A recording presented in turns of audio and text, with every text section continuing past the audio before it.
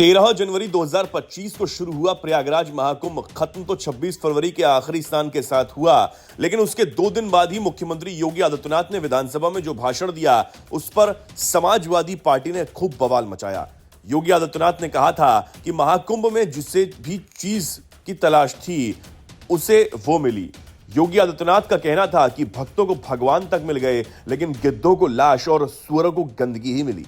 Samajwadi party नेता अखिलेश यादव महाकुंभ को लेकर शुरू से ही बल्कि आयोजन के बहुत पहले से ही योगी आदित्यनाथ पर हमलावर थे। खासकर योगी आदित्यनाथ की तरफ से महाकुंभ का न्योता दिया जाना अखिलेश यादव को बिल्कुल भी पसंद नहीं आ रहा था। वो योगी आदित्यनाथ पर वैसे ही हमलावर थे जैसे जनवरी 2024 में अयोध्या के राम मंदिर उद्घाटन के दौरान।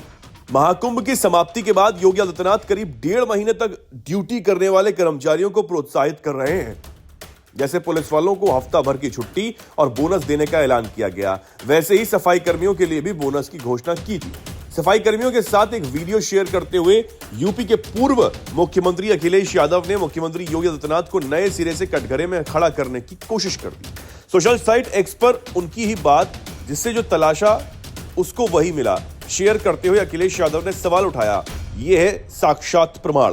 पहले तो कह रहे हैं गंदगी ही नहीं, अब ये सब कूड़ा करकट कहां से आया? जनता पूछ रही है कि स्वच्छ जल के सेवन का वीडियो आज आएगा या उसकी शूटिंग बाद में होगी। सोशल मीडिया पर यह वीडियो खूब शेयर किया गया है। योगी आदित्यनाथ के समर्थक अखिलेश यादव पर टूट पड़े हैं और अखिलेश यादव के पक्ष में खड़े लोग योगी आदित्यनाथ को कटघरे में खड़ा करने की कोशिश कर रहे हैं। व्यवस्था के नाम पर ऐसे सवाल तो बनते भी हैं।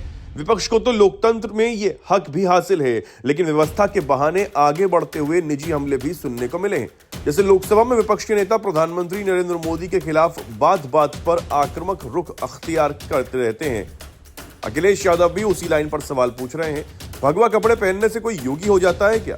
सितंबर 2024 में अखिलेश यादव ने सोशल मीडिया साइट एक्स पर लिखा था, भाषा से पहचानिए असली संत महंत, साधु भेष में घूमते जग में धूर्त अनंत। और हाल ही में अखिलेश ने बिल्कुल उसी अंदाज में सवाल उठाया कि क्या भगवा वस्त्र धारण करने से कोई योगी हो जाता है? साधु के रूप में अखिलेश यादव ने रावण का भी उदाहरण दिया। आपको याद होगा, एक चुनावी रैली में कांग्रेस अध्यक्ष मल्लिकार्जुन खड़गे के प्रधानमंत्री नरेंद्र मोदी की बात करते करते रावण की मिसाल दिए जाने के बाद काफी बवाल मच गया था। अखिलेश यादव का कहना था कि क्या भगवा कपड़े पहनने से कोई योगी हो जाता है? भारत के लोग, खासकर गांव के लोग जो रामायण देखते हैं, जानते हैं माता सीता का जब अपहरण हुआ था तो रावण भी साधु के वेश में ही आया था। ये पूरा प्रदेश जानता है, हिंदू समाज के लोग जानते हैं, जब रावण को सीता मां का हरण करना था तो रावण साधु के वेश में आया था। इसलिए हमको और आपको सावधान रहना पड़ेगा।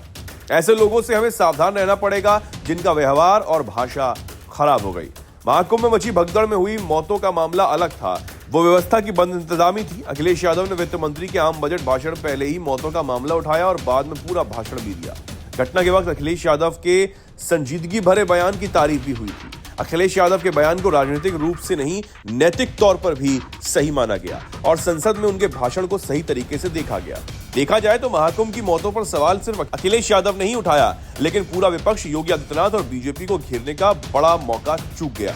योगी पर अखिलेश यादव का यह अंदाज तो ठीक वैसा ही है जैसे राहुल गांधी बात बात पर भी कई बार तो बिना बात के भी प्रधानमंत्री नरेंद्र मोदी पर हमले करते हैं और सीनियर कांग्रेस नेताओं के मना करने के बावजूद अपनी मनवाली ही करते हैं, भले ही उसका राजनीतिक नुकसान ही क्यों ना हो। आखिर अखिलेश यादव को यह बात क्यों नहीं समझ में आ रही?